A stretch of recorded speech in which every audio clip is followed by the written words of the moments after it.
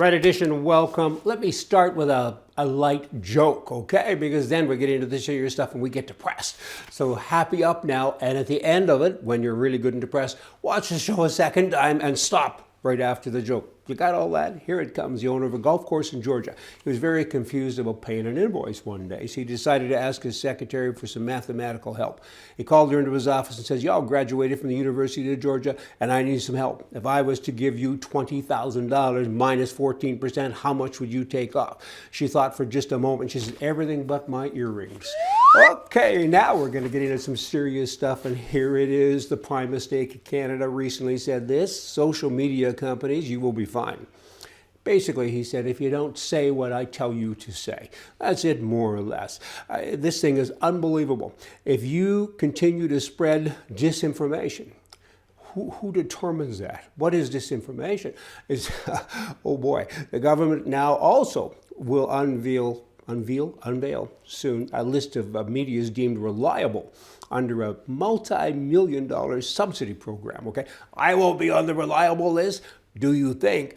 I mean, freedom of speech, there isn't any in Canada. I mean, this guy, I'm surprised that I'm still here today and the Gestapo hasn't come in to grab me, because a lot of people listen to me. And it's amazing to me, just saying. I mean, if you watch our show one day and there's a big blank space and I'm not in it, there you go. Trudeau, you know, the prime mistake. I mean, 1885, there was an Indian named Poundmaker, and he was convicted of treason. Okay, he did a bunch of bad stuff. He sacked the town and on and on. And now the prime mistake, like he always does, he's apologizing. He said, that was racism. Racism? You had white guys shooting Indians, you had Indians shooting white guys. Somehow that's racism? I'd call that war or something. I don't know what I'd call it, but I wouldn't call it racism. Stupidism, liberalism, but I'm repeating myself again. I mean, this is crazy. 1885, what does he know about that? Man must be judged by the backdrop of his time. You don't know what happened in 1885. What he's really saying is, and continues to say every time he does this, and he does it all of the time, is nobody knows anything except me. All you people from that government, from that era, you're bad. You made mistakes. You screwed up. So I'm going to correct it. Him, an unemployed drama teacher, couldn't organize a one-person barbecue, and he's out doing this all of the time.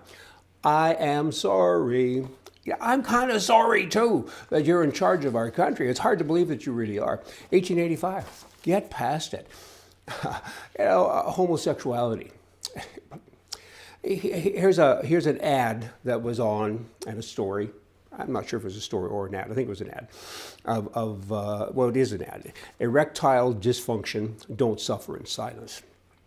And a picture of two men in the National Post newspaper, right? And they've got love in their eyes and so on. I mean, I guess, I don't even know what to say. I'm having a moment. I'm over it now. Here we go.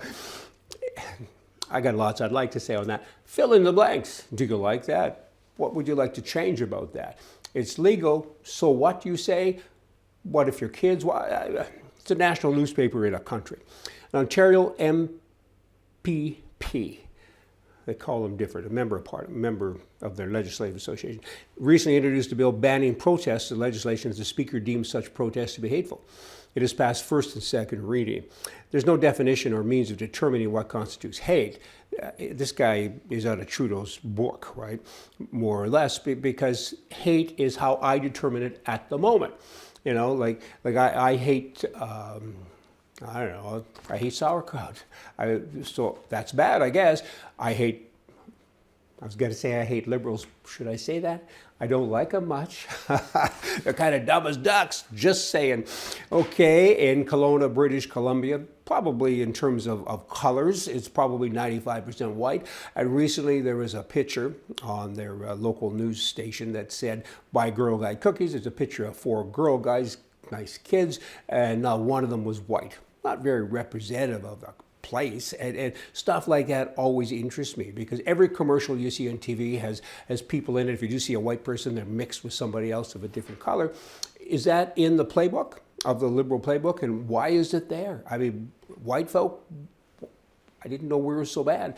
Are we that bad? Why can't we have our picture taken occasionally too? Just saying. But I did buy some cookies. See ya.